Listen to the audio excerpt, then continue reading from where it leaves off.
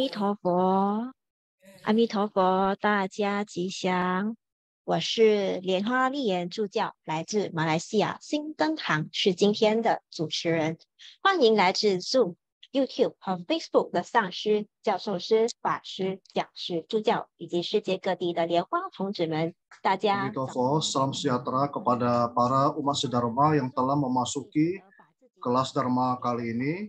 Setelah Anda memasuki kelas Dharma ini, jangan lupa untuk mengisi nama Anda atau tampilan nama Anda di layar, serta jika dapat membuka video Anda, supaya nanti lebih mempermudah dalam berkomunikasi kepada Anda semua. Hari ini kita akan mempelajari Sadhana Tantra, yaitu bagian pemberkatan Tricahaya, bagaimana kita melakukan visualisasi, bagaimana kita belajar visualisasi, dan sebagainya. Anda dapat mempersiapkan pena ataupun kertas untuk mencatat bagian-bagian yang sekiranya menurut Anda itu penting.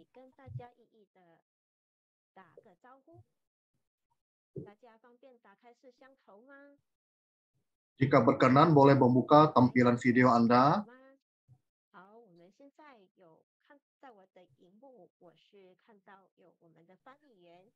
Di layar kita juga melihat penerjemah kita bahasa Inggris, yaitu Icha Chuchel. Kemudian pembimbing kita yaitu Pandita Dharma Duta Ichai.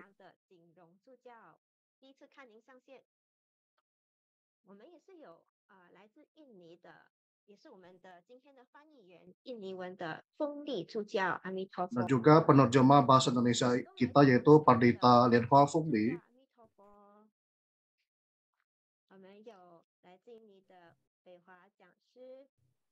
Serta para Pandita Lokapalasraya, Pandita Dharma Duta, para Dharma Duta dari berbagai belahan dunia.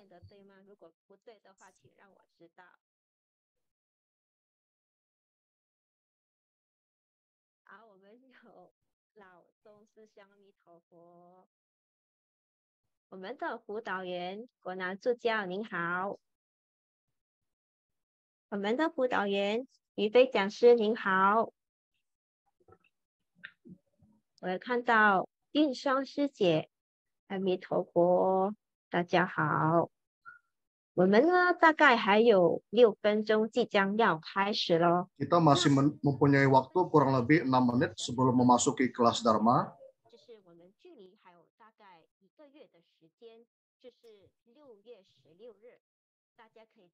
Jadi pada bulan Juni tanggal 16 harap diperhatikan. Kelas Dharma kita akan mengadakan sesi kedua untuk acara melihat hasil pelajaran yang kita ikuti, di mana akan diberikan evaluasi oleh acarya kita. Anda dapat menulis kesan ataupun apa yang Anda dapatkan selama mempelajari kelas Dharma selama ini. Jika Anda memiliki pertanyaan, dapat juga mencari pandita yang menjadi pembimbing Anda.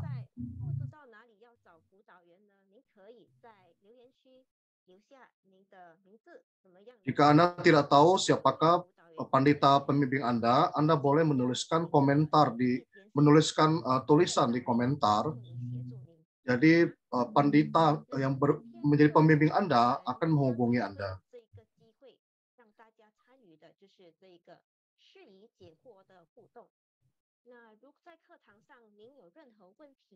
Jika selama mengikuti kelas Dharma Anda mempunyai pertanyaan, Anda boleh memilih di Zoom, YouTube, ataupun di Facebook untuk menuliskan pertanyaan. Setelah itu kami akan meminta ataupun memohon kepada acarya pembimbing untuk menjawab pertanyaan yang Anda ajukan.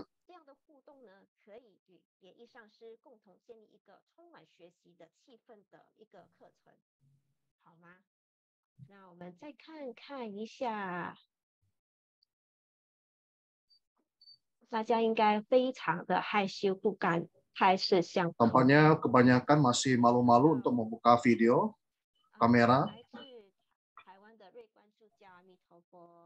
sekali lagi mengucapkan salam kepada seluruh pandita ataupun seluruh umat sejarah dari berbagai belahan dunia.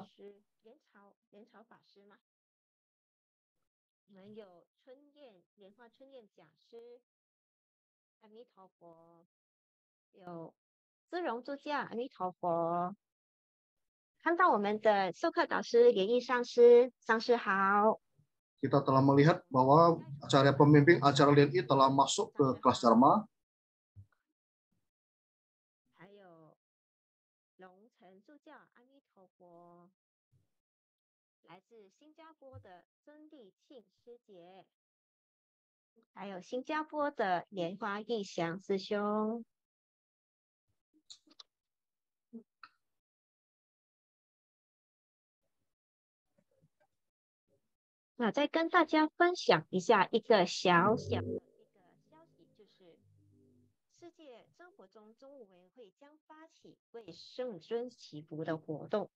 Sedikit informasi akan dibagikan pada Anda semua bahwa TBF telah mengadakan acara yaitu kegiatan merapal mantra Vajramabala untuk mendoakan kesehatan Mahaguru. Pada tanggal 20 bulan Mei jam 8 malam di Taiwan, waktu Taiwan, daftar nama yang merapal mantra Vajramabala akan memohon pemberkatan kepada Mahaguru untuk diberkati. Untuk itu, marilah kita bersama-sama dengan semangat dan tekun merapal mantra Vajramabala, Mahabala untuk mendoakan kesehatan Mahaguru. Waktu masih tersisa 2 menit, sebentar lagi kita akan memulai pelajaran kelas Dharma hari ini.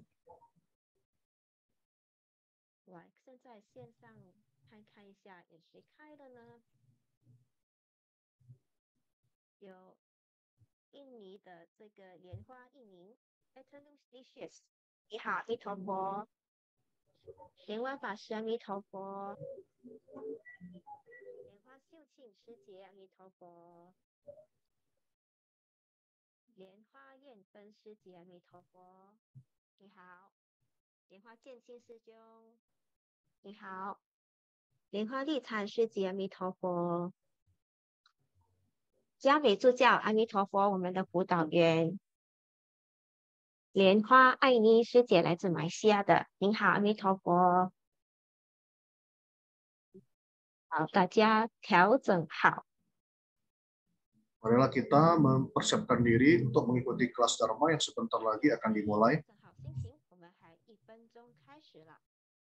Kita masih ada waktu kurang lebih 1 menit.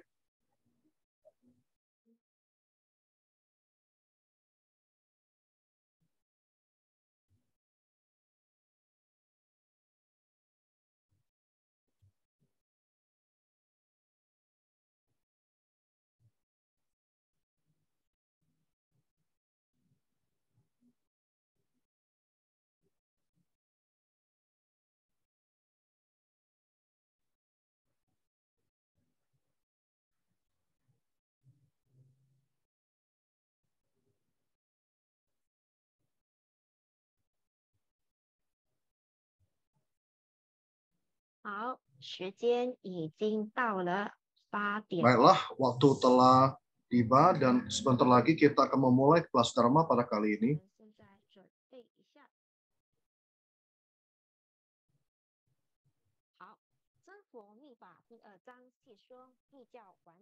Sadhana Tantra Satya Buddha bagian 2, pengulasan detail ritus Tantra komplit, bagian 9, pemberkatan Tricahaya, dimulai.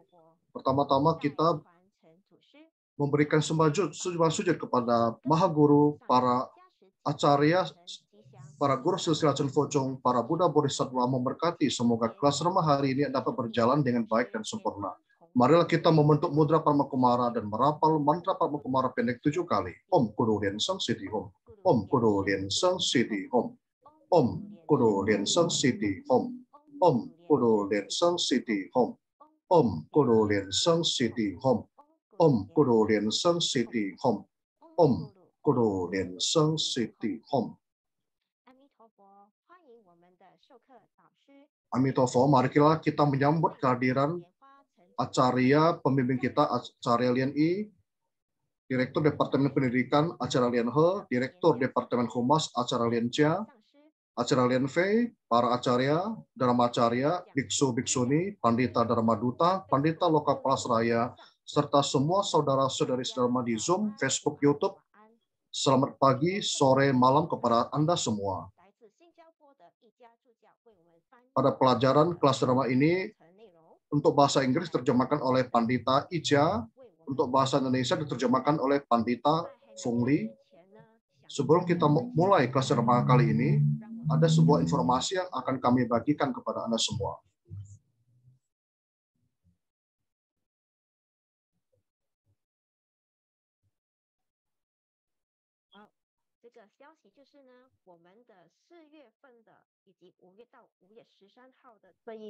Inilah daftar nama yang telah mendaftar tugas sadana rutin pada bulan April ini yang akan dilaporkan ataupun diberikan kepada Maha Guru untuk memohon pemberkatan daripada Maha Guru. Inilah daftar nama-namanya. Semua nama-nama pada bulan April ini telah dicantumkan dalam lembaran ini dan telah diberkati oleh Maha Guru.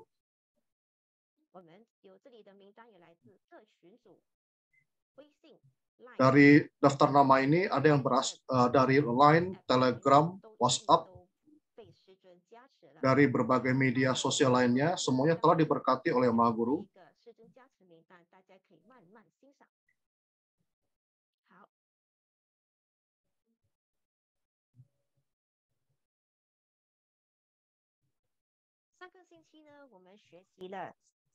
Pada minggu kemarin, kita telah mempelajari tentang mantra penyeberangan.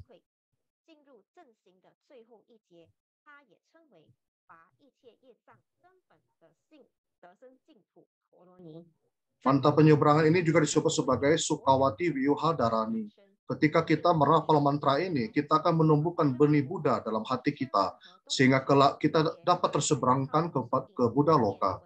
Sebelum kita makan, kita membentuk mudra dan bervisualisasi Bodhisattva Manjusri memancarkan cahaya kepada arwah-arwah hewan yang binatang yang dimakan, sehingga mereka dapat memperoleh penyelamatan dan penyeberangan. Pada pertemuan kelas drama kali ini, kita akan memohon agar Acarya Lian I memberikan penjelasan tentang pemberkatan Tricahaya. Pertama-tama, marilah kita semua sujud kepada Yang Mulia Dharma Raja Lian Seng, para guru silsila Chen Focung, serta para Buddha, Bodhisattva, Wajradewa, Dharmapala, Dakini Dewata di Altara Mandala. Yang saya hormati Ketua TBF Acara Lian Hua Cheng Chu, Direktur Departemen Pendidikan Acara Lian He, Direktur Departemen Humas Acara Lian Chia, Acara Lian Fei, para acarya, dharmacarya, biksu biksuni, pandita dharma duta, pandita loka palasraya, host, serta para pandita pembimbing, serta semua saudara-saudari sedrama. Salam sejahtera, Amitofo.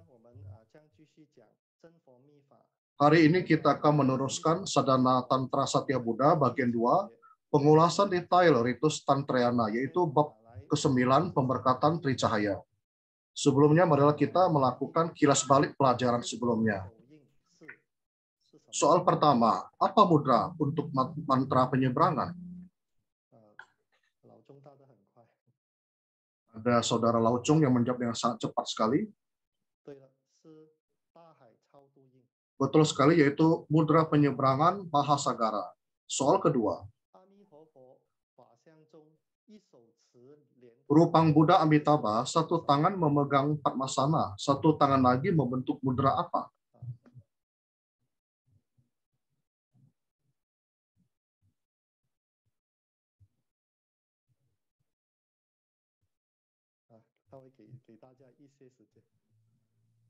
Saya berikan beberapa waktu kepada Anda semua. Kebanyakan menjawab dengan tepat, yaitu satu tangan lagi membentuk mudra Warada. Soal ketiga, Buddha Amitabha merepresentasikan jana apa dari panca jana Tathagata Vairocana?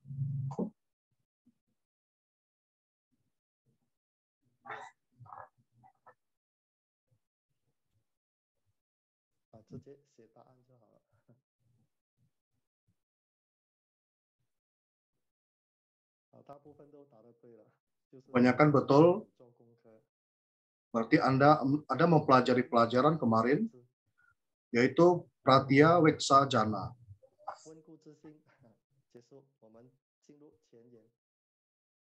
Kita lanjut dengan bagian pendahuluan.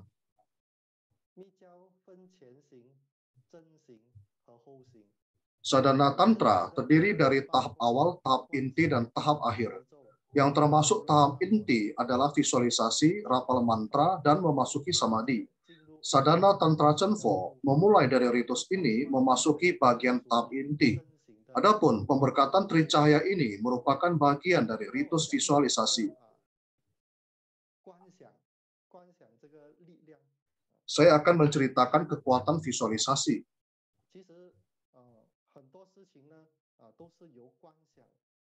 Jadi banyak sekali hal yang mendapatkan keberhasilan dimulai dari visualisasi. Seperti banyak sekali sadhana duniawi ada sangkutannya dengan kekuatan visualisasi. Seperti misalnya para atlet olahraga. Misalnya seorang seorang atlet tinju, selain dia sering melakukan latihan tinju, pada kebanyakan waktu dia melakukan visualisasi.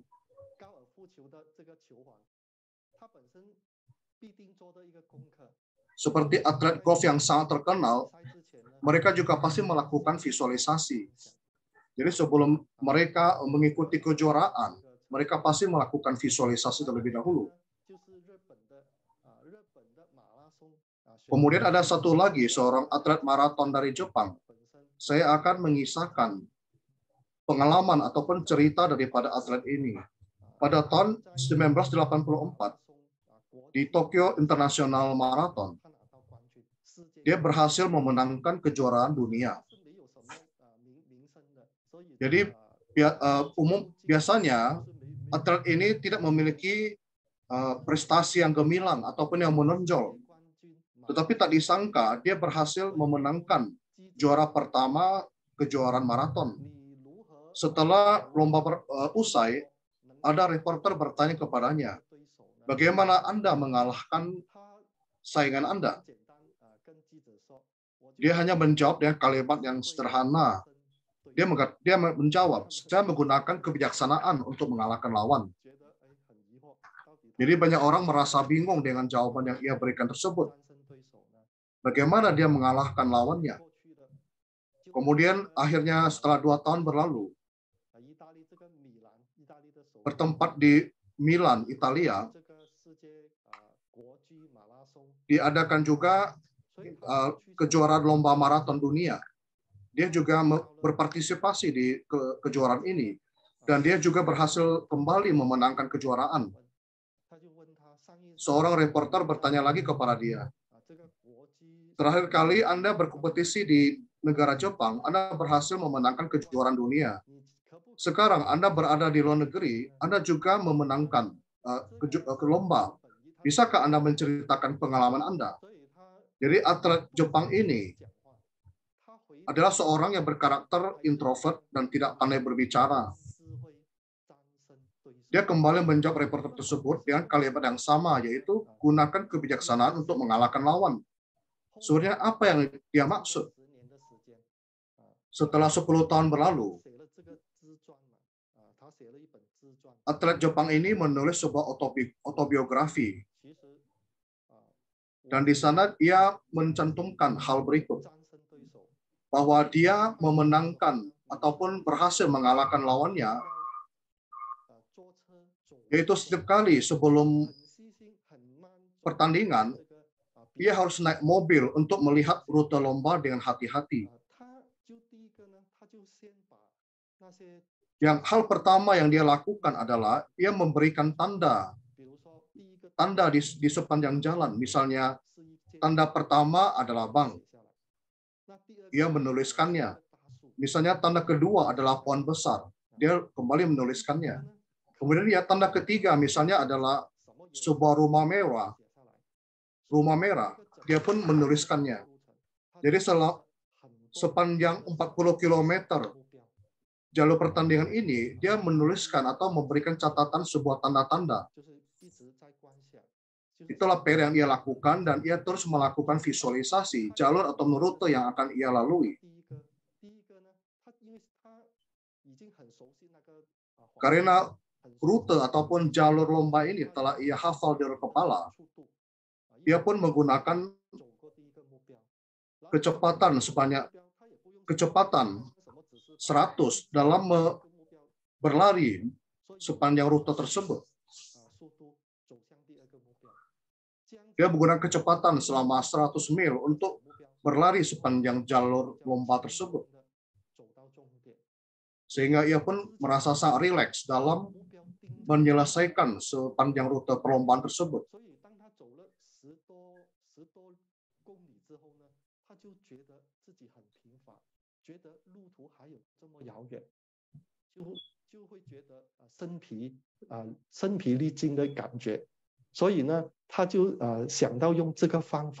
Jadi sebelum dia melakukan cara ini, tanpa memberikan tanda pada rute lomba, dia merasa sangat capek dalam berlari karena dia tidak tahu cara memberikan batas ataupun jeda untuk kecepatannya. Setelah dia memberikan tanda pada tiap-tiap rute, yaitu selama 10 km, 10 km, akhirnya dia pun dapat membagikan kecepatannya sehingga dia dapat mengatur kecepatannya dan tidak merasakan kelelahan dan tidak terintimidasi oleh jarak yang sangat jauh.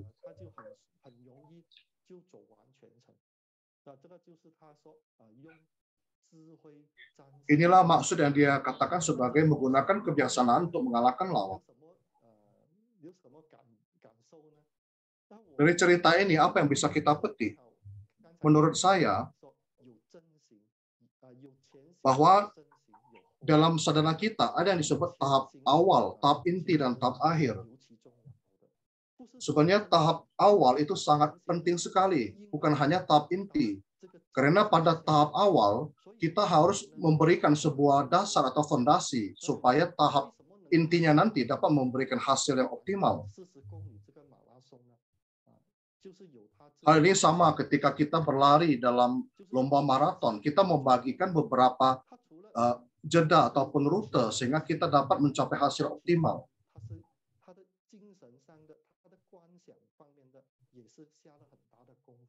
Jadi selain kita memiliki penekunan secara fisik, kita juga menggunakan kekuatan visualisasi yang dimana hal ini menyangkut batin kita.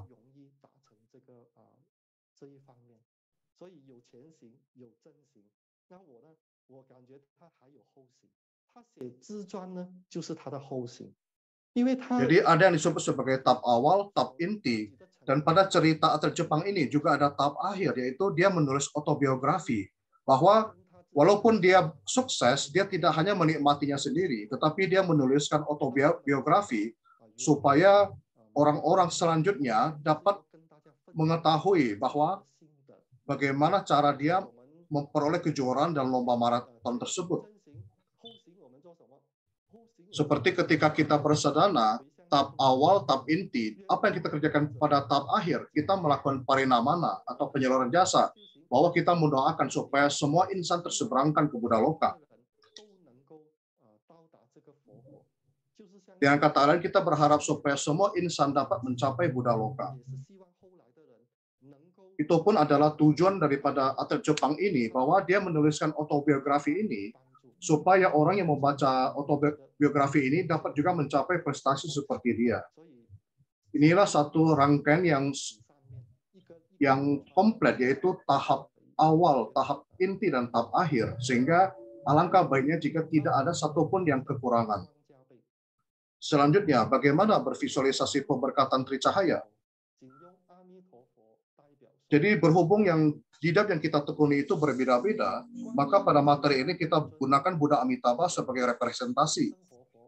Sedangkan perihal idam lainnya, kita dapat membaca buku Mandarin karya Mahaguru berjudul Chen Fo Mi Chong Mi untuk memahami detail visualisasi tiap idam tersebut. Visualisasi tahap inti. Terlebih dahulu, kita membentuk mudra hidam. Jika kita menekuni sadhana hidam Amitabha, maka kita membentuk mudra Buddha Amitabha. Terlebih dahulu, bervisualisasi kesunyataan, merapal mantra visualisasi kesunyataan untuk adhisthana, kemudian dilanjutkan dengan bervisualisasi. Mudra Amitabha yaitu mudra jana, seperti yang tampil di layar yang diperagakan oleh Acarya.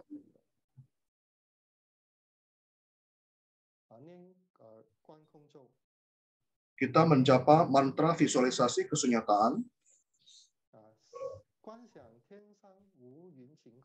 Kita bervisualisasi langit cerah tak berawan dan tampak hamparan angkasa biru. Kita visualisasikan nuansa kekosongan demikian hingga konkret. Inilah yang disebut visualisasi kesunyataan. Ini seperti misalnya di dalam pesawat, ketika berada di atas hamparan awan dan melihat angkasa, tampaklah cakrawala yang begitu cerah, langit tak berawan yang tiada bercela.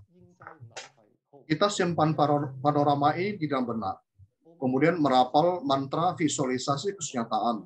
Om Supawa Sutta Sarwa Dharma Supawa Sutohang sebanyak 3 kali untuk adhisthana.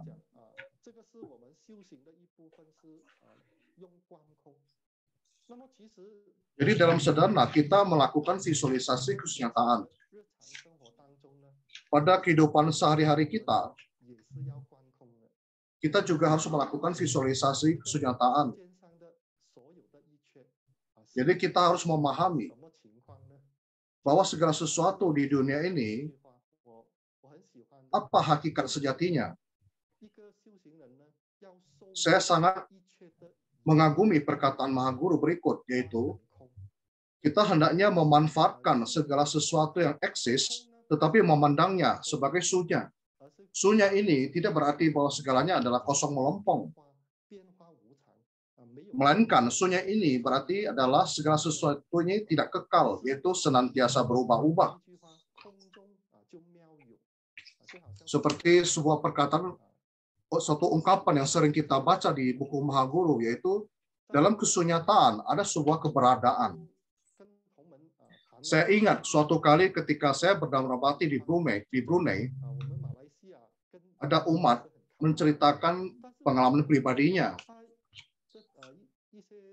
Jadi Brunei itu sangat dekat dengan negara Malaysia.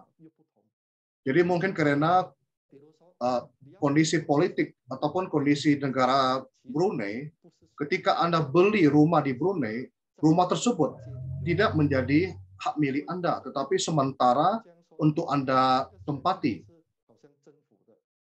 Dengan kata lain, Anda membeli rumah di Brunei tidak punya hak guna, tetapi Anda mempunyai hak guna, tetapi tidak punya hak milik. Seolah-olah kita menyewa tempat kepada pemerintah di sana. Jadi setelah beberapa tahun kemudian, Anda harus memperpanjang sewa Anda.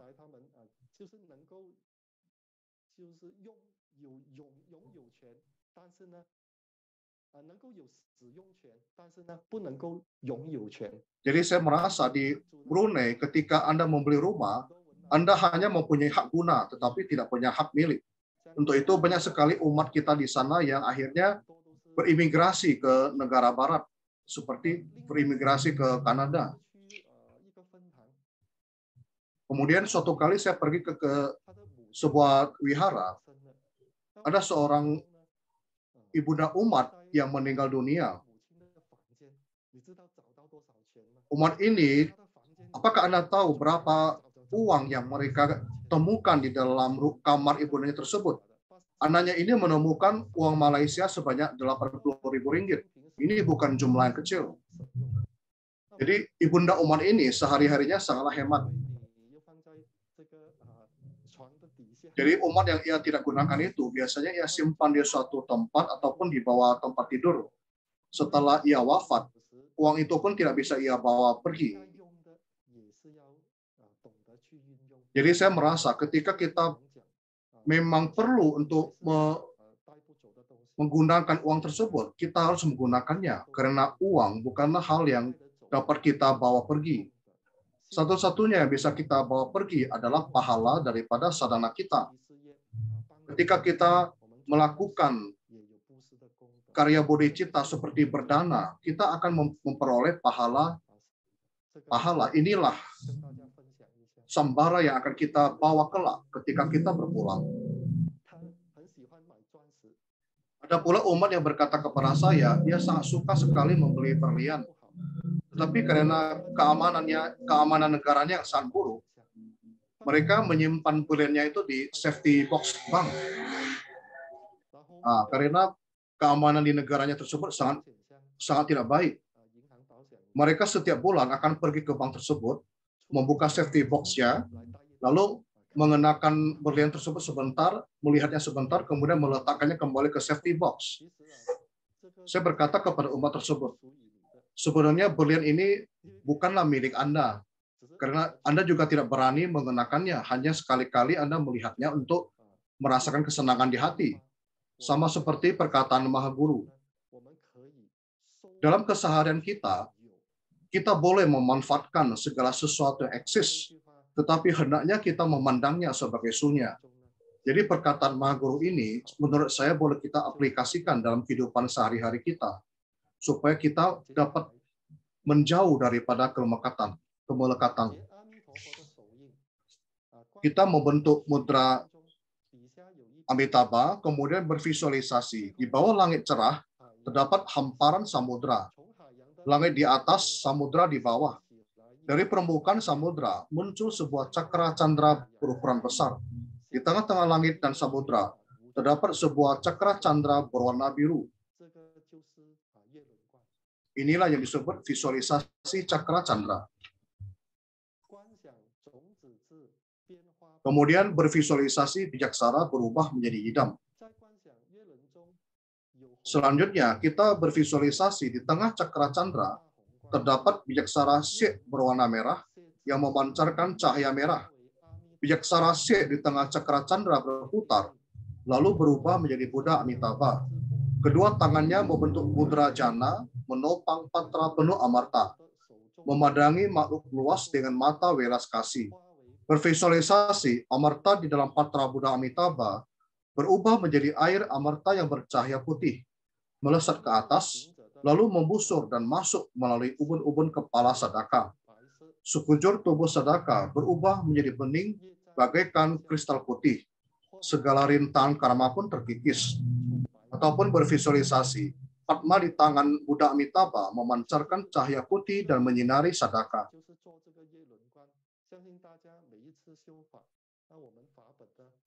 Tentunya setiap kali ketika kita bersadana dalam buku kebaktian, ada ritus untuk bervisualisasi cakra candra.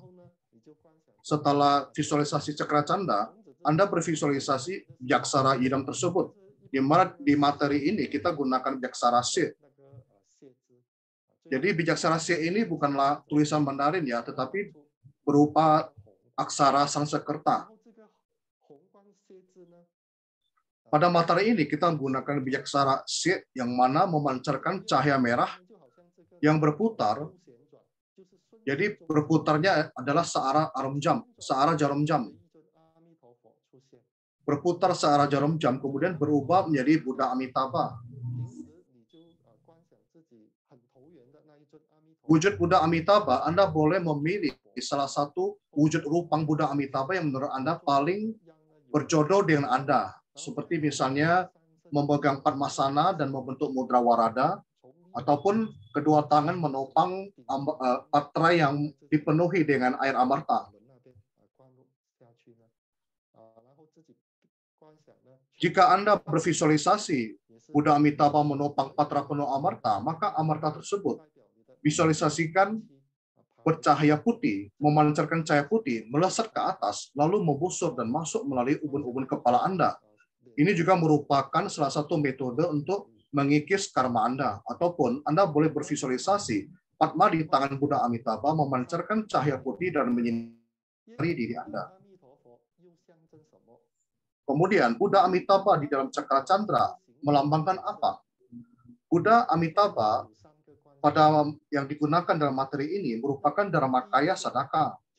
Di dalamnya terdapat 3 visualisasi, yaitu yang pertama adalah visualisasi cakra candra, yang kedua adalah visualisasi bijaksara. Anda harus tahu bijaksara Yidam tersebut. Kemudian ketiga adalah visualisasi Yidam. Ini merupakan ritus yang sangat penting dalam pemberkatan Tricahaya. Tiga visualisasi ini. Visualisasi cakra candra adalah Siddhi Buddha Loka. Bijaksara pada visualisasi bijaksara adalah Buddhata. Yidam Buddha Amitabha adalah Dharmakaya. Setelah Anda memperoleh kontak yoga, maka Dharmakaya Anda tidak lain adalah Buddha Amitabha. Jadi visualisasi cakra candra yang kita lakukan tersebut melambangkan Buddha Loka daripada Buddha Amitabha.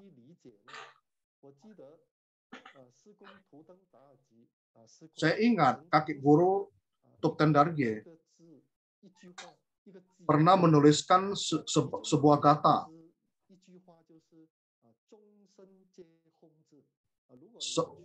Katanya adalah berbunyi bahwa setiap insan adalah aksara Hom. Kata ini tergantung di ruangan makan Vihara Seattle, yaitu setiap insan adalah aksara Hom. Bagaimana kita memahaminya?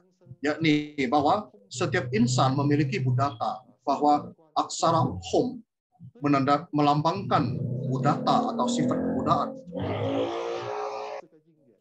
Dengan kata lain, setiap insan memiliki jodoh untuk mencapai kebudaan. Makna dari kata bahwa setiap insan adalah aksara Hom menyatakan bahwa setiap insan memiliki buddhata.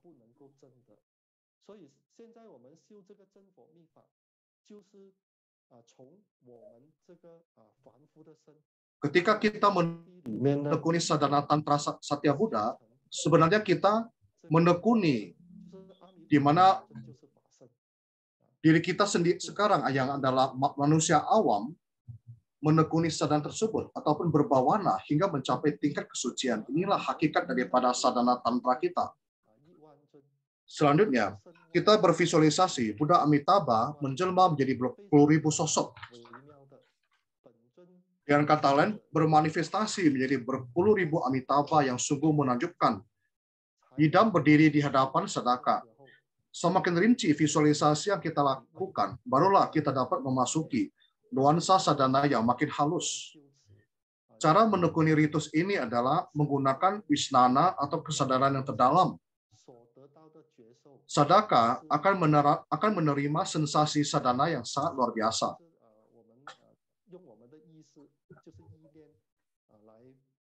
Yang dimaksud dengan wisnana di sini adalah kita menggunakan kesadaran kita untuk menekuni sadhana. Perlahan-lahan kita memasuki sadhana yang semakin mendalam. Perlahan-lahan kita mengurangi pikiran khayal kita.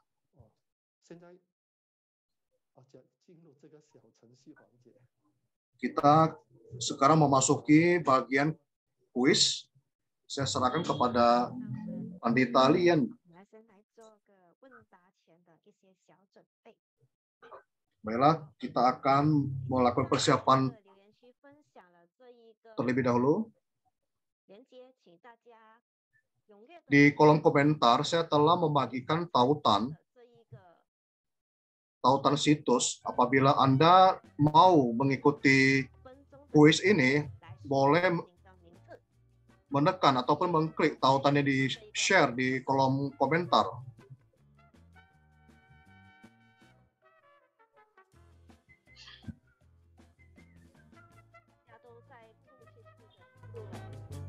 除了点这个链接以外呢，大家也是可以到这个浏览器输入 www.menti.com， 再输入各语言。 Anda juga boleh langsung ke situs menti.com dan mengisi kode sesuai tampilan di layar Anda.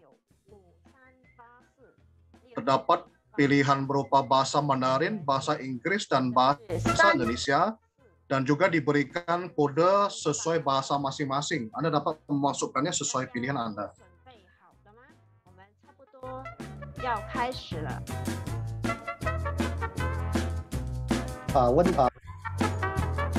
上师可以了。问题一，耶伦关中。 Pertanyaan pertama, dalam visualisasi Cakra Chandra muncul di tengah apa? A. Matahari dan rembulan. B. Bintang dan jagat raya. C. Angkasa dan samudra.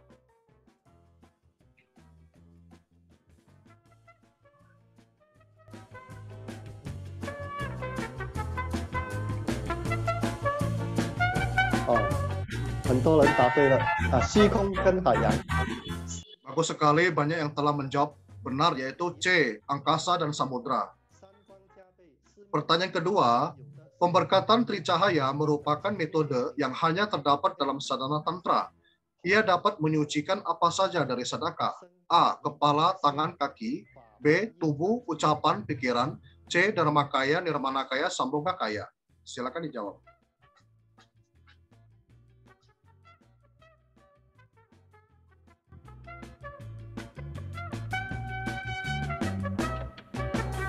答案是 B. Jawabannya adalah B, yaitu tubuh, ucapan, dan pikiran.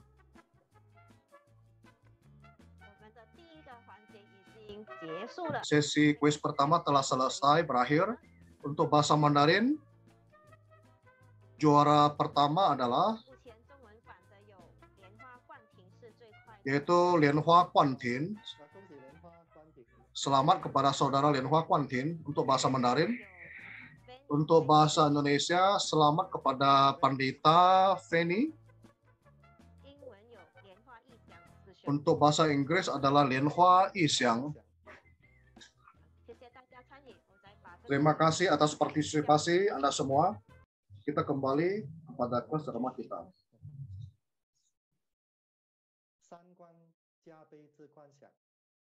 Selanjutnya kita meneruskan kelas drama kita, yaitu visualisasi pemberkatan tricahaya. Sadaka bervisualisasi bagian kening ngidam memancarkan seberkas cahaya putih terang yang menyinari kening sadaka, melambangkan kesucian tubuh.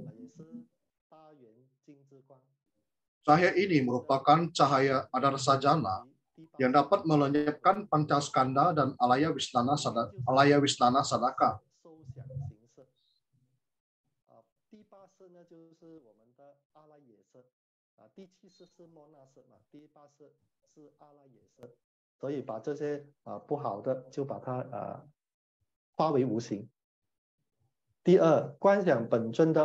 Yang kedua, bervisualisasi bagian tenggorokan idam memancarkan seberkas cahaya merah terang menyinari tenggorokan kita, melambangkan kesucian ucapan.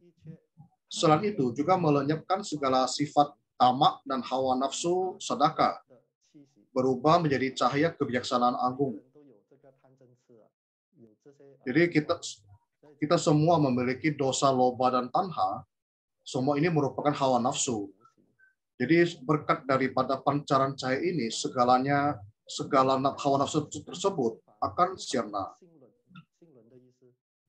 Kemudian yang ketiga adalah bervisualisasi ulu hati yidam memancarkan cahaya biru terang, menyinari ulu hati sadaka, melambangkan kesucian pikiran. Selain itu juga dapat menaklukkan dan melenyapkan kebodohan batin kita.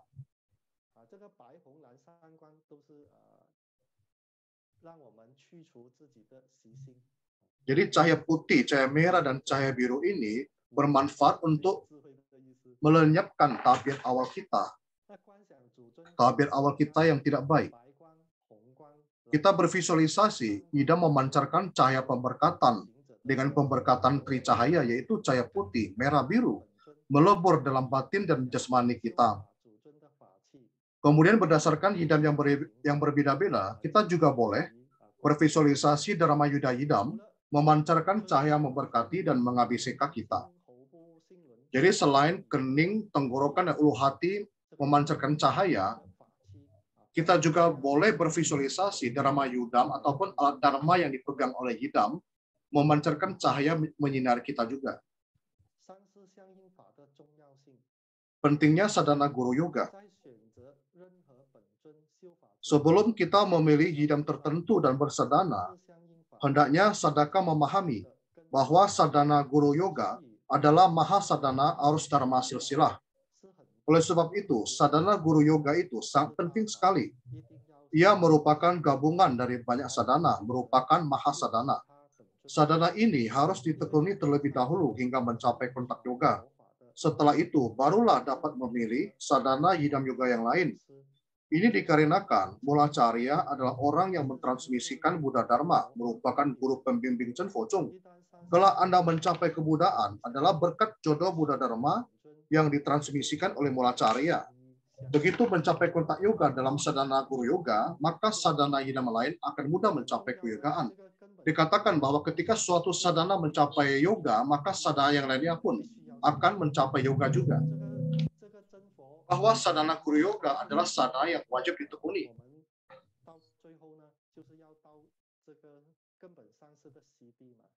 Jadi pada akhirnya, pada hakikatnya, kita akan mencapai CD ataupun alam pencapaian daripada Mahaguru kita, yaitu Mahapadminiloka.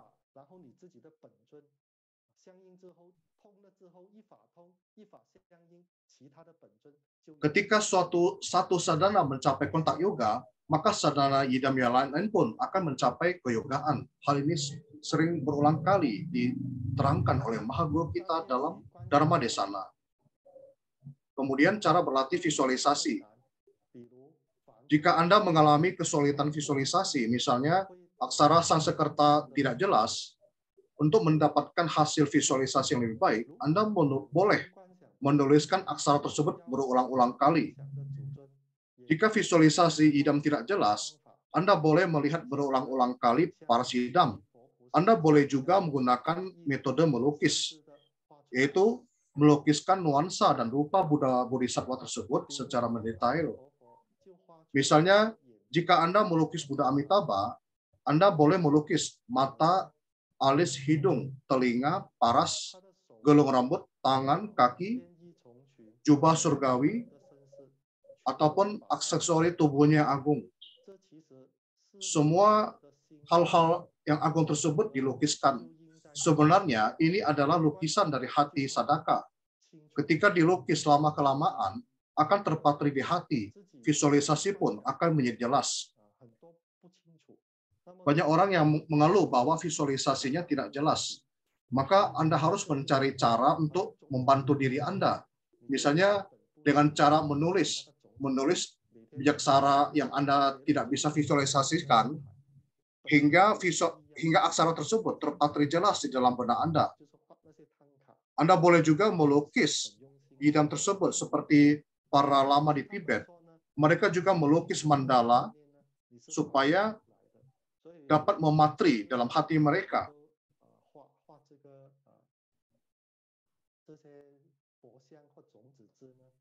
Jadi Anda boleh sering melukis idam ataupun Buddha Bodhisattva agar Anda dapat menambah ingatan Anda terhadap idam tersebut.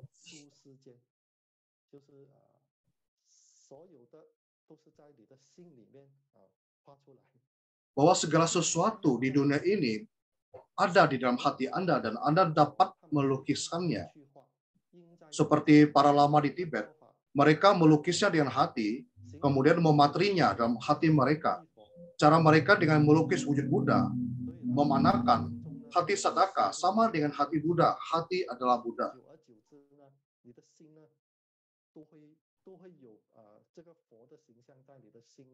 Ketika Anda melukiskan Buddha Bodhisattva, lama-kelamaan di dalam hati Anda akan terpatri wajah daripada Buddha Bodhisattva tersebut. Ada sebuah cerita berikut, yaitu seorang biksu bernama Biksu Tame bertanya pada Master Zen Machu, apa yang disebut Buddha? Master Zen Machu berkata, hati adalah Buddha. Biksu Tame langsung tercerahkan begitu mendengarnya. Kemudian memutuskan bertapa di Gunung Tame. Beberapa waktu kemudian, Master Machu mengutus muridnya untuk menemui Biksu Tame di Gunung Tame.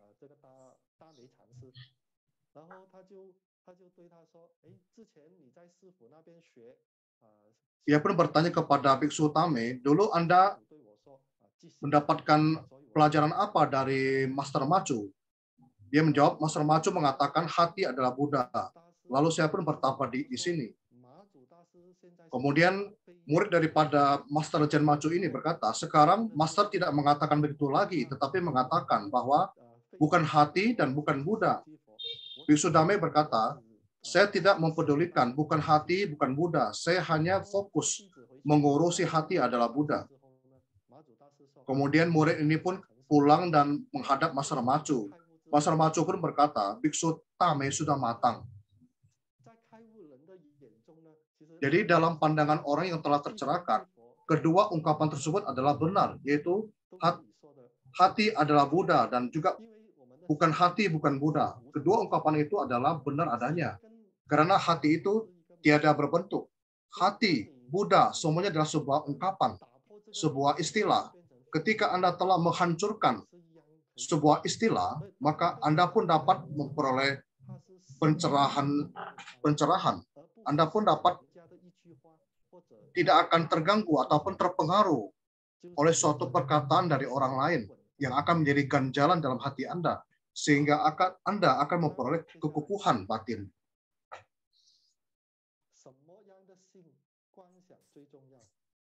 Apa hati yang terpenting dalam bervisualisasi? Apabila hati sadaka bersih, visualisasi pun akan bersih dan jernih. Apabila hati tidak bersih, visualisasinya juga akan menghasilkan pikiran yang liar dan tak menentu, bahkan pikiran yang tidak baik. Semua hal ini bisa timbul dalam visualisasi. Nuansa buruk yang timbul termasuk dalam karma warana berat, merupakan suatu bentuk rintangan yang menghalangi bawana. Jadi dikatakan bahwa ketika hati kita bersih, visualisasi apapun yang kita lakukan juga akan bersih.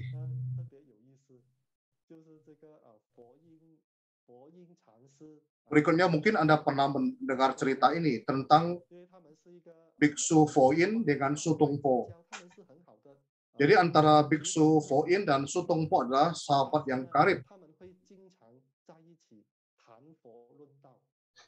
Mereka akan sering berdiskusi tentang Buddha Dharma dan berbagai ilmu tahu lainnya, dan juga akan melakukan meditasi bersama-sama.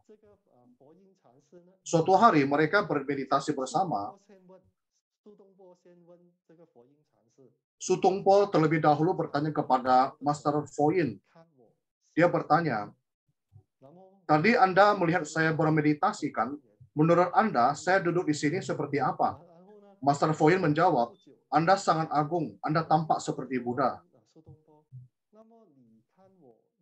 Kemudian Master Foin ini bertanya balik kepada Sutungpo, kalau menurut Anda, saya di sini, saya duduk bermeditasi di sini seperti apa?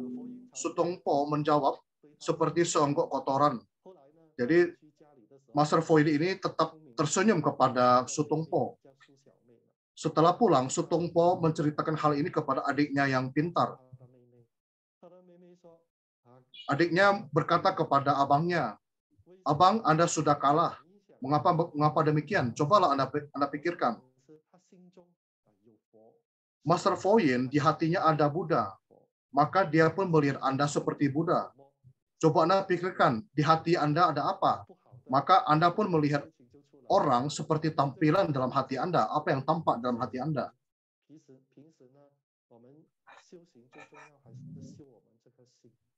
Jadi dengan kata lain, ketika kita melakukan bawana, sebenarnya poin terpenting adalah kita melatih hati kita.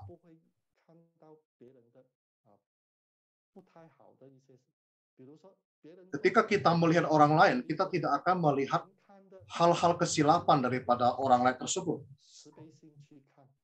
Jadi kita menggunakan hati yang weras asih dalam melihatnya. Mungkin saja hal yang dia lakukan itu adalah kesilapan sesaat. Kita menggunakan pandangan yang berbeda ataupun hati yang weras asih terhadap orang lain, maka kita akan memiliki pandangan yang tidak sama. Ketika kita menggunakan pikiran yang tidak baik melihat orang lain, maka kita akan memberikan suatu penghakiman ataupun penilaian yang tidak baik kepada orang tersebut.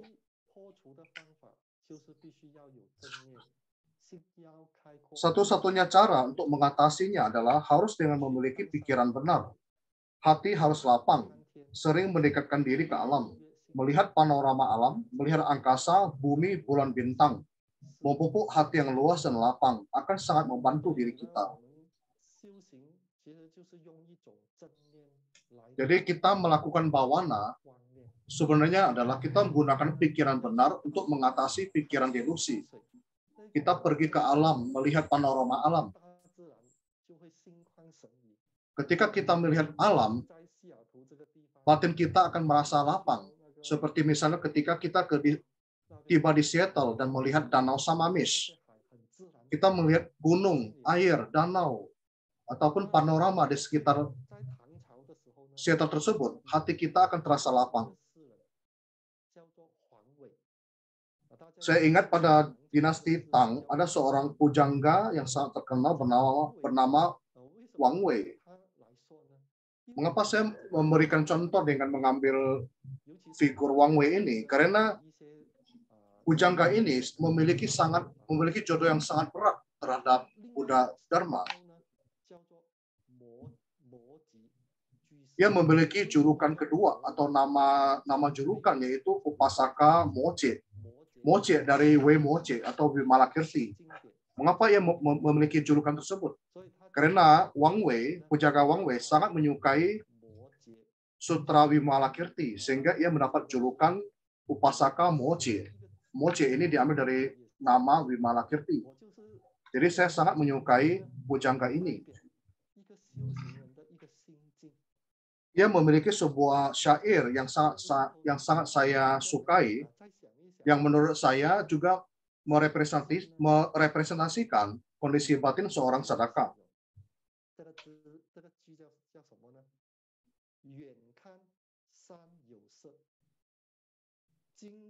Syairnya adalah seperti berikut.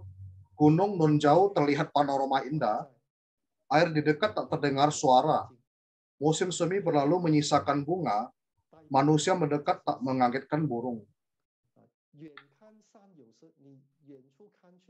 Gunung nun jauh terlihat panorama indah. Dari jarak jauh, kita melihat gunung itu sangatlah indah, asri, hijau, dan kita pun menyukainya. Ketika kita mendekati sumber air, ternyata kita tidak bisa mendengar suara air tersebut. Sewaktu musim semi berlalu, bunga tetaplah mekar.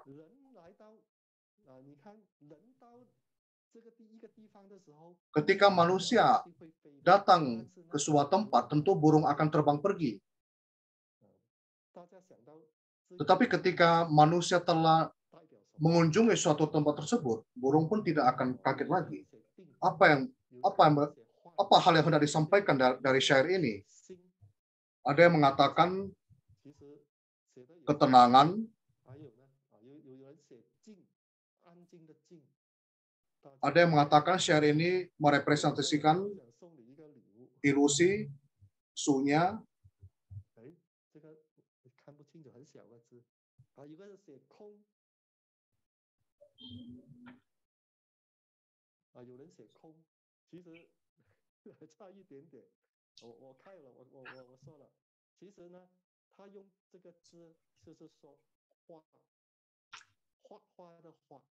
Sebenarnya syair ini yang hendak disampaikan adalah satu kata, yaitu lukisan. Misalnya kita melihat gunung, gunung itu ada warna. Ketika kita mendekati sebuah sumber air, kita tidak dapat mendengarkan suaranya. Ketika musim semi berlalu, bunga tetap mekar.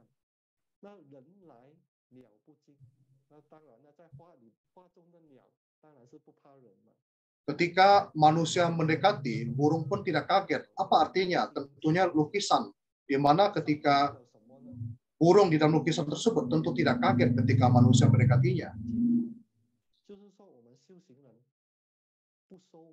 Gunung melambangkan kekukuhan, tidak bergerak. Artinya, sadaka tidak terpengaruh oleh kondisi eksternal.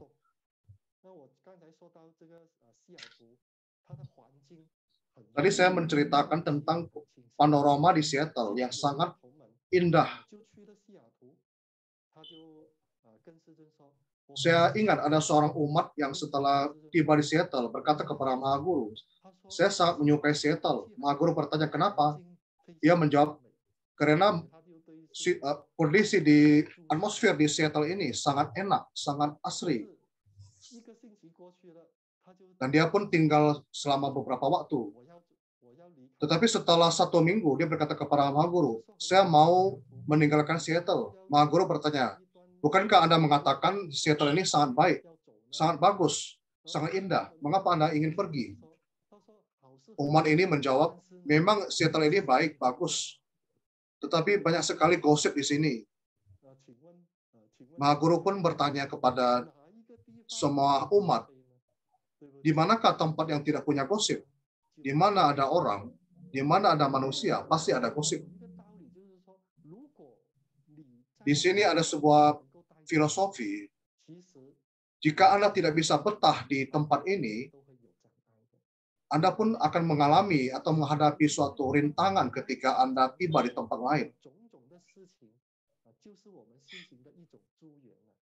Bahwa segala sesuatu, faktor ataupun kondisi eksternal yang kita hadapi di keseharian merupakan faktor pendukung kita. Hendaknya kita jadikan sebagai faktor pendukung kita dan bukannya sebuah rintangan. Anda jangan terpengaruh oleh kondisi eksternal. Seperti di Seattle. Meskipun di Seattle ada gosip ataupun hal-hal yang tidak elok berupa gosip, Anda tetap tidak terpengaruh.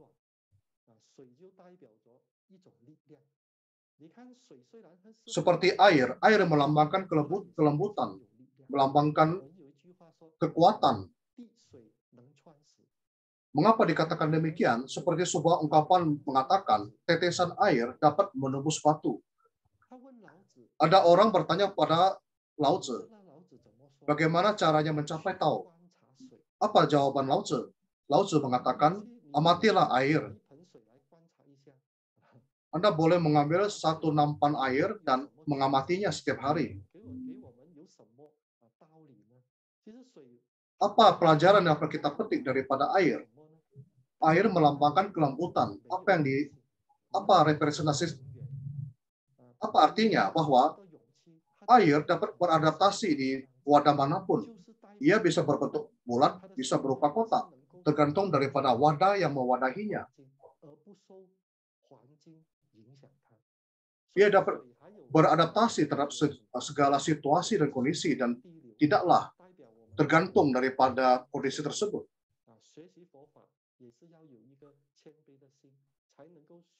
Dan air pun juga sangat rendah hati, sehingga ketika kita belajar Buddha Dharma, kita juga harus memiliki sifat yang rendah hati.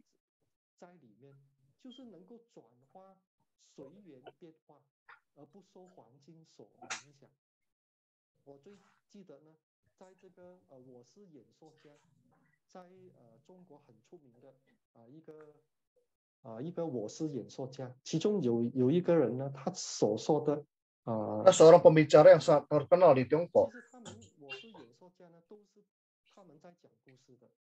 Sebenarnya para pembicara semuanya itu membicarakan pengalaman hidupnya.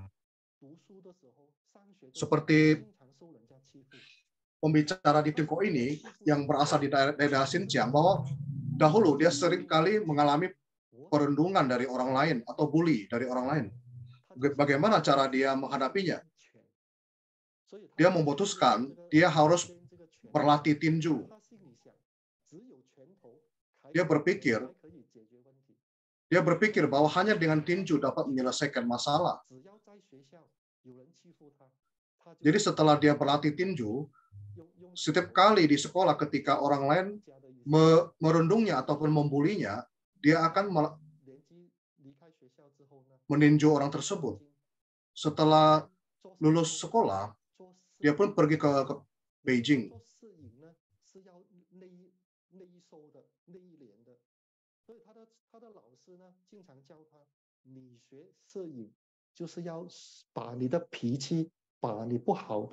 那些习性呢，把它收回来。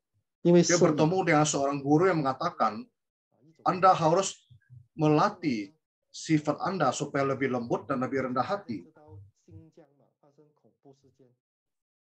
Kemudian suatu tahun di daerah Xinjiang terjadi sebuah peristiwa yang menakutkan.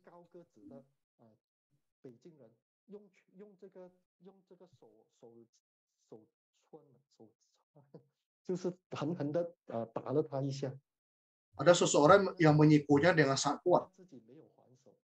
Saat itu dia tidak membalas, malahan tersenyum kepada orang yang menyikutnya. Saat itu dia mengerti suatu teori, suatu hal, bahwa dia dapat bersabar terhadap perundungan dari orang lain, bahwa dia tidak membalas bukan berarti dia takut kepada orang tersebut, melainkan kekuatan hatinya lebih kuat daripada orang lain. Saat itu dia pun sadar, jika saat itu dia berkelahi dengan seseorang, tentunya akan terjadi sebuah perkelahian yang sengit.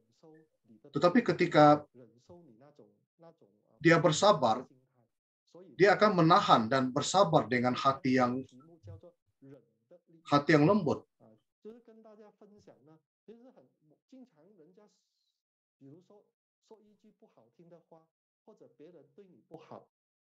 Seringkali kita bertemu dengan orang lain yang mungkin memberikan perlakuan yang tidak baik kepada diri Anda. Kita boleh mengalah. Hendaknya Anda memahami bahwa mengalah tidaklah berarti kita takut, melainkan menandakan hati kita sangat kuat. Bunga melambangkan bunga yang mekar, bunga berguguran. Ini melambangkan kehidupan manusia. Bunga yang berguguran melambangkan ketidakkekalan.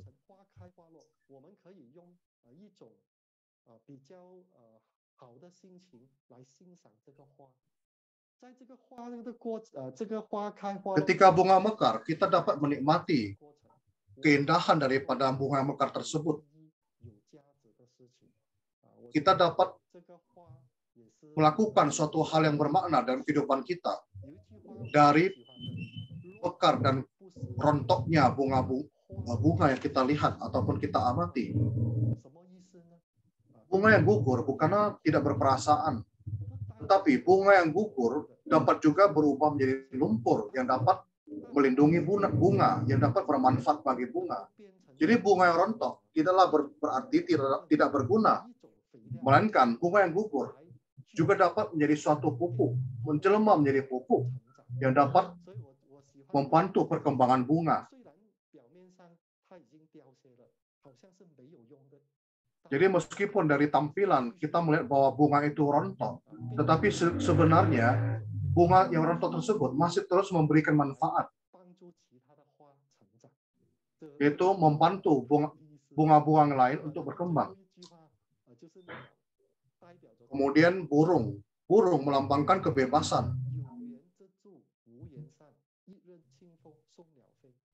Ada ungkapan yang dikatakan sebagai berikut, ada jodoh dan terkadang berpisah karena tiada jodoh, seberkas angin sepoi menghantar burung terbang. Hendaknya kita bebas seperti burung dan juga memiliki sepasang sayap. Apa yang dilambangkan oleh sayap? Yaitu melambangkan perpaduan belas kasih dan kebijaksanaan. Bahwa ketika kita berada di dunia saha, ketika kita ingin bebas leluasa, kita harus memiliki sepasang sayap, yaitu belas kasih dan kebijaksanaan. Kedua-duanya harus kita miliki, tidak boleh hanya salah satu. Ketika kita hanya memiliki belas kasih dan tidak memiliki kebijaksanaan, kita tidak akan bisa memilah mana yang baik dan mana yang buruk.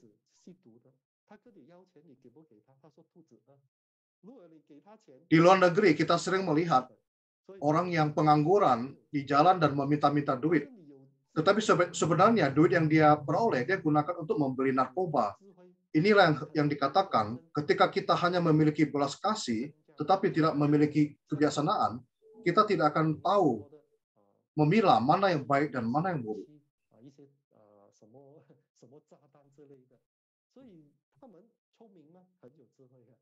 Dan kemudian apabila kita hanya memiliki kebijaksanaan tetapi tidak memiliki belas kasih, misalnya rudal ataupun senjata penghancur massal, ketika kita hanya memiliki kebijaksanaan, tentu mereka yang menciptakan hal-hal tersebut adalah orang yang memiliki kepintaran atau kebijaksanaan. Tetapi semua ini merupakan senjata penghancur massal sehingga tidak mengandung belas kasih di dalamnya.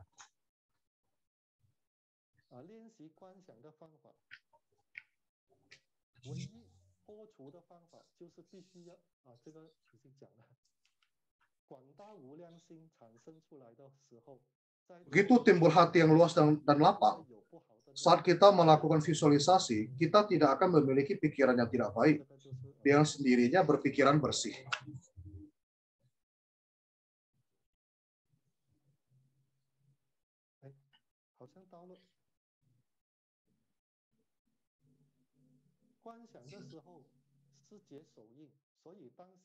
Saat bervisualisasi, kita membentuk mudra. Ketika sedekah tidak mempunyai waktu yang cukup, ataupun sedang di dalam sarana transportasi lainnya, sehingga tidak bisa melakukan mahana maskara, catur sarana, mandala puja, dan lain-lain, jika harus melakukan 7 ritus tahap awal, tentu memerlukan waktu yang panjang. Untuk itu, sedekah boleh melakukan ritus sadhana yang lebih ringkas, yaitu tahap inti. Dengan langsung melakukan visualisasi, rafal mantra, dan memasuki samadhi. Ini merupakan cara yang diajarkan oleh Maha Guru, yaitu cara yang fleksibel.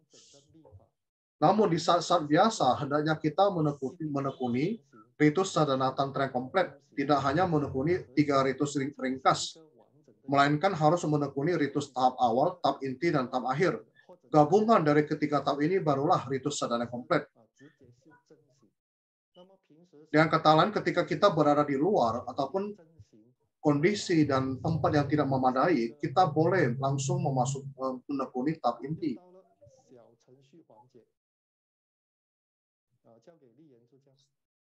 Kita tiba lagi ke sesi kuis kedua.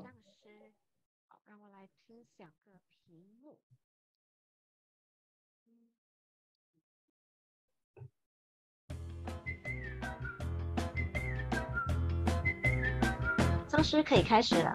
可以开始。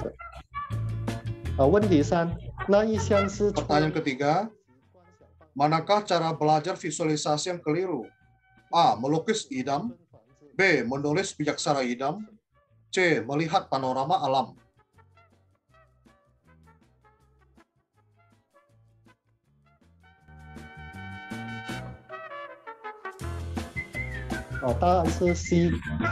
Jawabannya adalah C. Melihat panorama alam.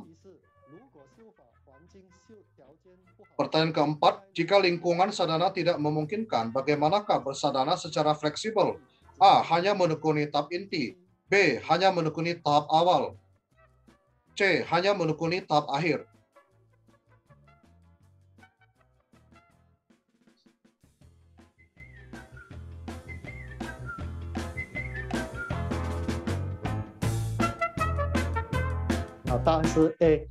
Jawabannya adalah A. Hanya menekuni tahap inti. 今天的问答环节，那大家都非常棒，都很迅速的回答今天的问答。我们来看看一下今天中文版的拿到最高分的有莲花。 Bahasa Mandarin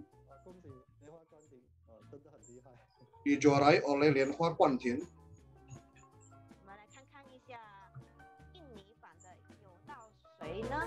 Untuk bahasa Indonesia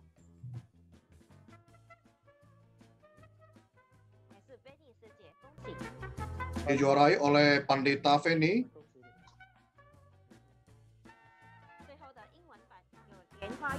Kemudian untuk bahasa Inggris dijuarai oleh saudara Lianhua Yixiang. Selamat kepada semua juara.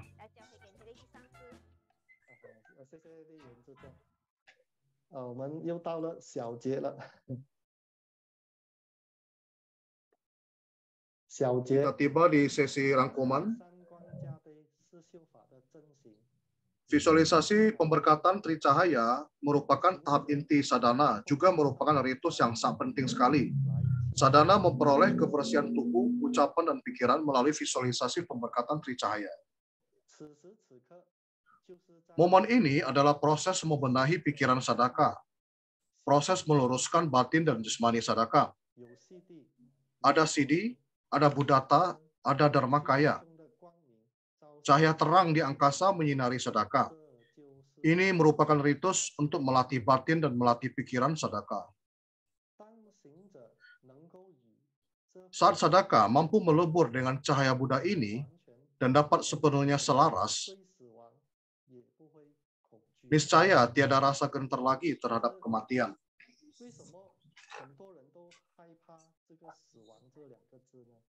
Mengapakah manusia merasa gentar terhadap kematian?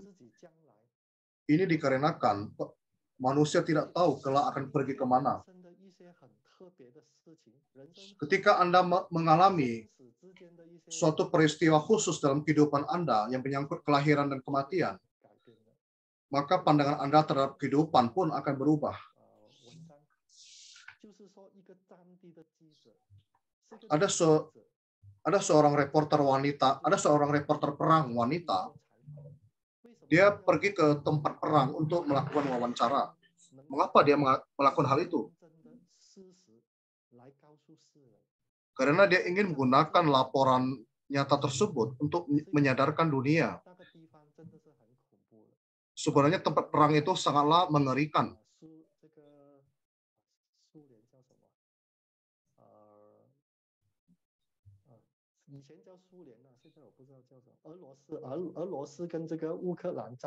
Tentunya Anda semua melihat peperangan antara Rusia dan Ukraina. Ketika Anda mengamati medan peperangan di negara tersebut, Anda akan merasa ngeri dan merasa kehidupan Anda sangat bahagia dan merasa kasihan, iba terhadap masyarakat, rakyat di negara tersebut. Jadi reporter wanita ini, dia menulis artikel bahwa di dalam medan perang, ia menemukan diri sendiri. Ia melihat kekejaman perang, kehancuran keluarga, kehilangan tempat tinggal. Sehingga ia pun menyadari betapa berharganya hidup.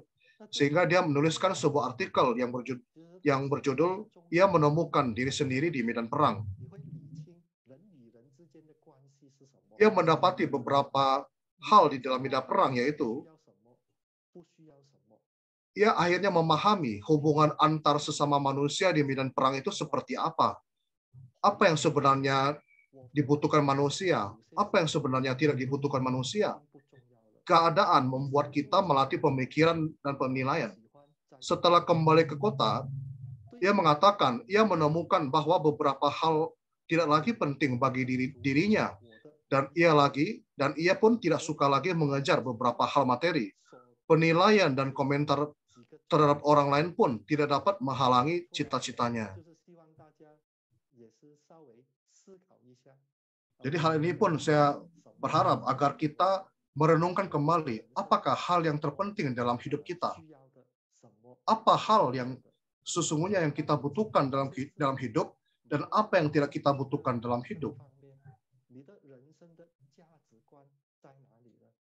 Di manakah nilai kehidupan Anda berada? Di mana Anda taruh nilai kehidupan Anda? Tentunya Anda akan memperoleh jawaban di hati Anda setelah melakukan perenungan. Inilah hal yang sangat penting. Kita tahu bahwa ada ungkapan mengatakan dunia ini tidaklah kekal. Hal ini betul.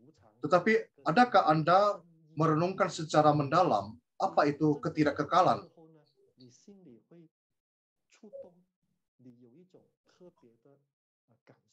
Setelah Anda merenungkannya lebih mendalam, Anda akan mendapatkan suatu pemahaman yang lebih halus. Anda dapat memiliki pemahaman yang lebih menyeluruh terhadap apa makna daripada ketidakkekalan. Dan tidaklah hanya mengetahui ungkapan tersebut, tetapi tidak memahaminya secara mendalam.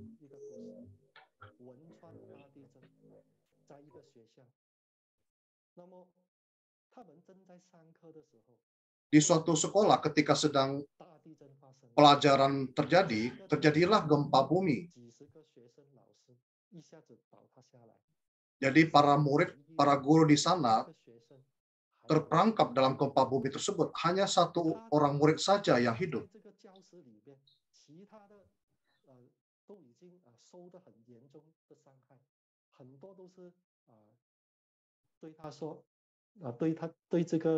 Banyak sekali yang mengalami cedera berat yang terperangkap di dalam kelas tersebut berkata kepada siswa ini, kamu harus hidup dengan baik dan menggantikan kami untuk melihat dunia ini kelak.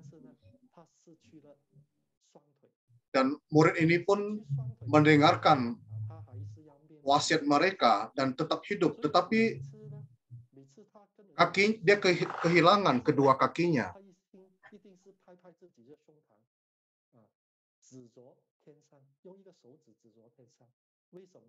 Jadi ketika dia membagikan cerita pengalaman hidupnya, dia pasti menepuk dadanya dan menunjuk ke angkasa dan berkata bahwa hidupnya adalah pemberian daripada guru dan para teman-teman sekolahnya.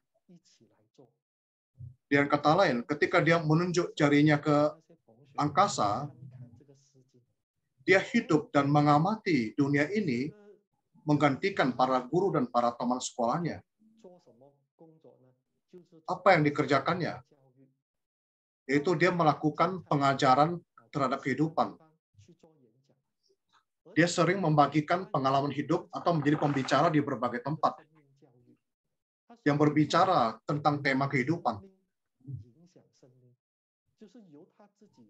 Perkataan itu sangat menarik, yaitu dengan kehidupan mempengaruhi kehidupan.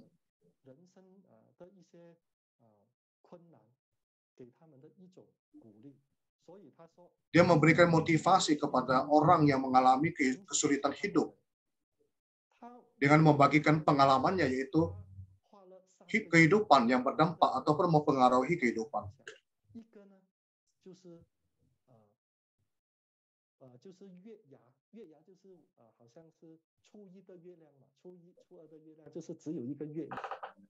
Dia menggambarkan sebuah bulan sabit. Kemudian gambar kedua adalah bulan separuh. Gambar ketiga adalah bulan purnama. Apa maksud dari gambar yang lukis? Ketiga gambar ini melambangkan kehidupan manusia, yaitu proses kehidupan. Yaitu kehidupan manusia itu ada bulan sabitnya, ada separuh bulannya, ada yang seperti bulan purnama. Seperti ungkapan yang mengatakan bahwa bulan ada kondisi separuh, ada kondisi purnama. Begitupun pula dengan nasib manusia, kadang di atas dan kadang di bawah. Jadi kehidupan kita ini bagikan rembulan, ada yang baik dan ada yang buruk. Tetapi ketika kita mengalami kondisi yang buruk, bagaimana cara kita menghadapinya?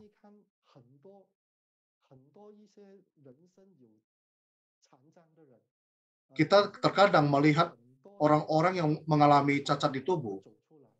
Bagaimana cara mereka menghadapi hidupnya dan tetap tegar? Semua hal itu, semua cara mereka itu harusnya menjadikan sebuah motivasi bagi diri kita agar kita tetap tegar. Kita dapat mendengarkan Buddha Dharma, dapat belajar Buddha Dharma. Ini merupakan berkah yang teramat besar dalam kehidupan kita sebagai manusia.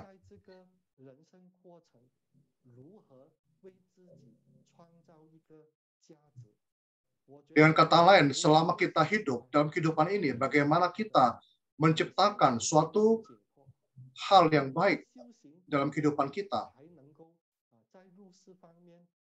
Hanyalah dengan melakukan bawana, barulah kita dapat terlepas dari kerisauan batin, terlepas dari kemelekatan, dan hingga akhirnya kita memperoleh pencapaian berupa siddhi. Menurut saya, inilah kehidupan yang berharga. Barulah yang disebut kehidupan yang berharga. Baiklah, pada pelajaran kali ini kita tiba di penghujung akhir. Terima kasih atas waktu dan kesempatan diberikan. Amin.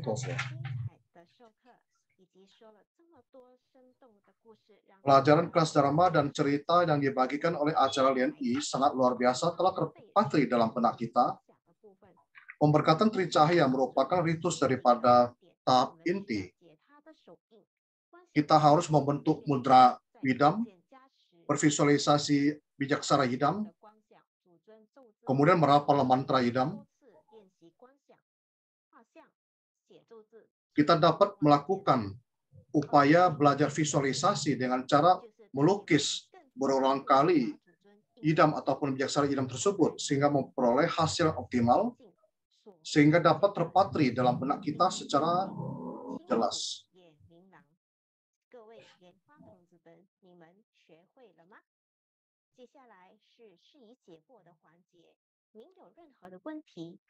Jika Anda memiliki pertanyaan, Anda boleh mengetikkannya dalam kolom komentar ataupun di Facebook ataupun membuka mikrofon Anda untuk memberikan pertanyaan.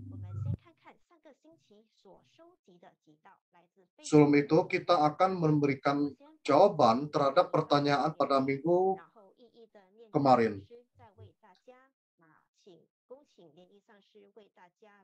Saya akan membacakan pertanyaan tersebut dan kemudian akan memohon acara LNI untuk memberikan jawaban. Pertanyaan pertama berasal dari Andrew Lim yang berasal dari Facebook.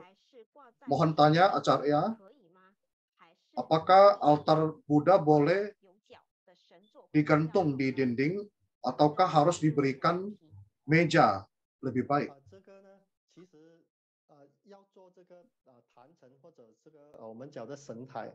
Jadi ketika kita membuat sebuah altar, hendaknya kita memiliki kaki, jadi berupa meja yang berkaki, jangan hanya tergantung di tengah-tengah. Saya sering melihat banyak sekali altar yang ditaruh di begitu saja di dinding, jadi digantung di dinding, jadi banyak orang berjalan ke sana kemari di bawahnya. Yang lebih baik menurut saya adalah harus mempunyai altar yang berkaki dan di tempat yang mempunyai saluran udara yang baik. Pertanyaan kedua dari Pua SK dari Facebook. Mohon tanya Acarya, ketika kita bersadana, apakah boleh tidak menyalakan dupa? Selain kondisi khusus, saya lebih menyarankan Anda untuk menyalakan dupa, karena dupa juga merupakan suatu bentuk sarana puja, juga suatu bentuk niat hati kita. Kita boleh membeli dupa yang berkualitas baik untuk mempersembahkannya kepada Buddha. Akan berbeda halnya ketika terdapat kondisi khusus, maka Anda boleh mendapatkan pengecualian untuk tidak menyalakan dupa. Pertanyaan ketiga dari Samchu dari Facebook. Mohon tanya Acarya, apakah sadhana Vajrasattva mesti menggenapi 200 kali atau boleh langsung menekuni sadhana Padmasambhava? Sadhana Vajrasattva merupakan sadhana fondasi, di mana sadhana fondasi itu harus menggenapi 200 kali sadhana. Setelah itu barulah diteruskan dengan menekuni sadhana guru yoga ataupun idam yoga. Jadi dalam bawana, yang terpenting dan terutama yang harus kita lakukan terlebih dahulu adalah mengikis karma warana kita, mengukuhkan serada kita, di mana sadhana Vajrasattva dapat bermanfaat pada dua hal tersebut. Setelah kita menggenapi hal ini, akan bermanfaat, akan berguna membantu kita dalam sadhana berikutnya. Kecuali Anda merupakan memiliki suatu talenta khusus, itu hal yang lain, itu lain. Jika tidak, sebaiknya tetap melakukannya seperti syarat biasa.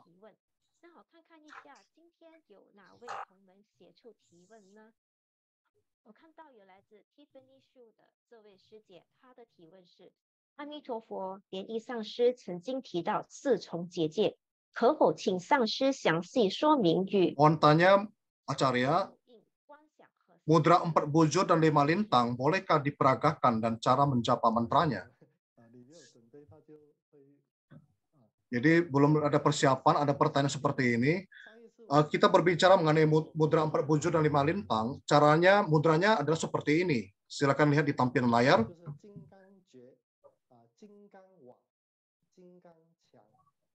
Yang terdiri dari 4 mudra.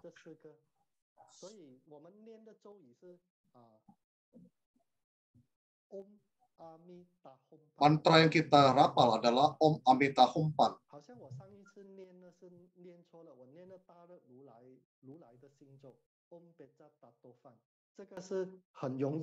Mantra yang sebelumnya saya rapal yaitu Mantra yang saya rapal sebelumnya mungkin salah, yaitu mantra Vairocana. Mantra yang tepat adalah Om Amita Humpan. Ketika kita merapal Om Amita Humpan, kita bervisualisasi di 4 sudut terdapat pasak Vajra. Kemudian mudra kedua,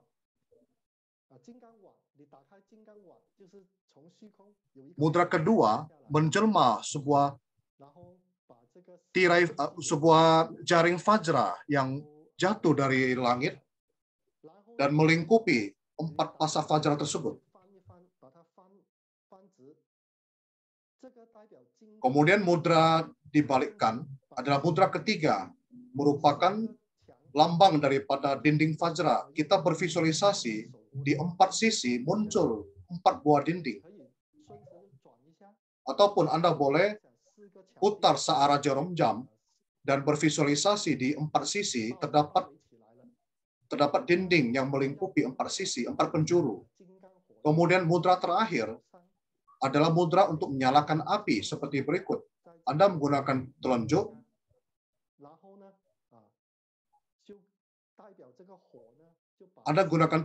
dan menyentuhkan di telapak tangan Anda dan bervisualisasi di 4 penjuru, 4 dinding itu muncul api yang berkobar melingkupi 4 penjuru. Setelah itu Anda membentuk mudra seperti di tampilan layar.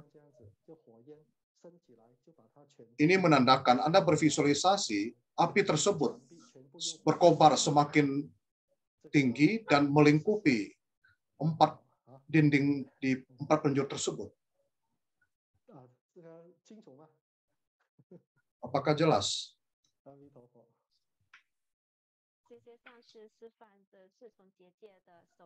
Terima kasih atas mudra yang diperagakan oleh Acarya.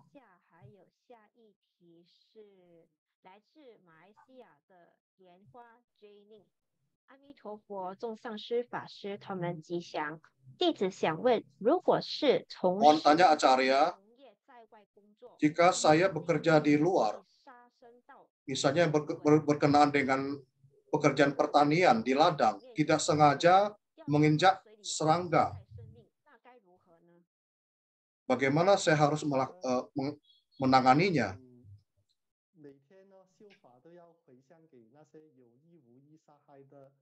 Maka Anda setiap kali dalam bersedana, Anda harus melimpahkan jasa kepada para binatang yang secara sengaja ataupun tidak sengaja telah Anda injak sampai mati.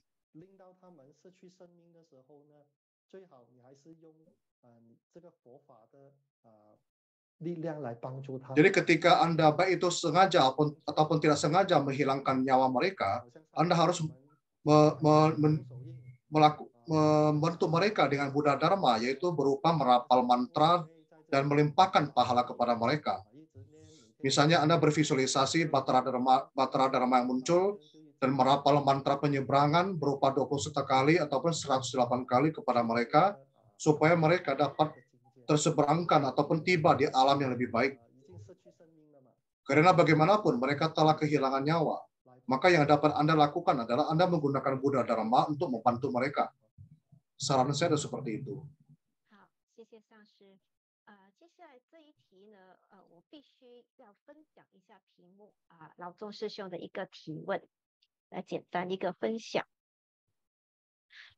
Pertanyaan ini ada sebuah gambar visual yang harus saya bagikan terlebih dahulu. Jadi aksara Om Ahom dalam Tibet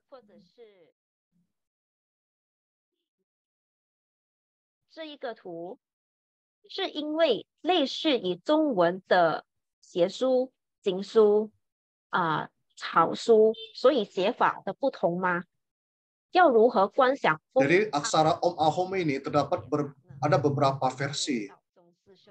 Manakah versi yang diikuti? Inilah pertanyaan daripada saudara Lau Chong. Jadi Om Ahom itu ada beberapa versi penulisan seperti tampilan di layar. Jadi menurut saya, kita ikuti saja berdasarkan apa yang tercantum dalam buku kebaktian kita yang diterbitkan oleh TBF.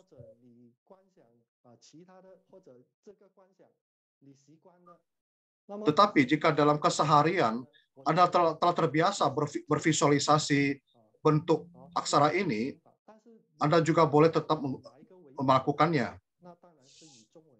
Tetapi jika Anda bertanya, manakah yang sebaiknya diikuti, maka saran saya adalah ikuti saja sesuai dengan buku yang diterbitkan oleh TBF, di mana TBF merupakan mewakili daripada pengajaran Mahaguru.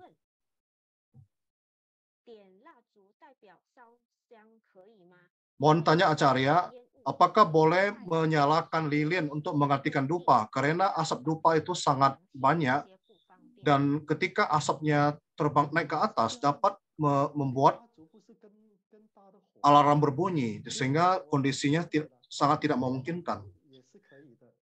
Menurut saya, menyalakan lilin juga boleh. Jika Anda tidak bisa membakar dupa, sebenarnya menurut saya dupa itu melambangkan niat hati Anda, sedangkan lilin itu melambangkan suatu cahaya.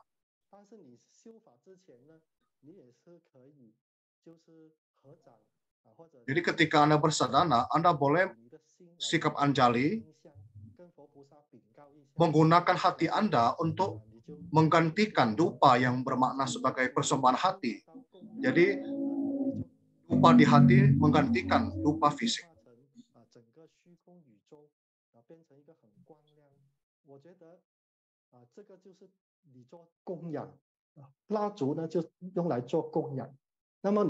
Sedangkan lilin tersebut, Anda menjadikannya sebagai sarana puja dan bervisualisasi satu pelita tersebut menjelma menjadi banyak tak terbatas. Sedangkan ketika Anda beranjali, menandakan Anda memberikan persembahan hati. Ini juga sama seperti kita membakar dupa.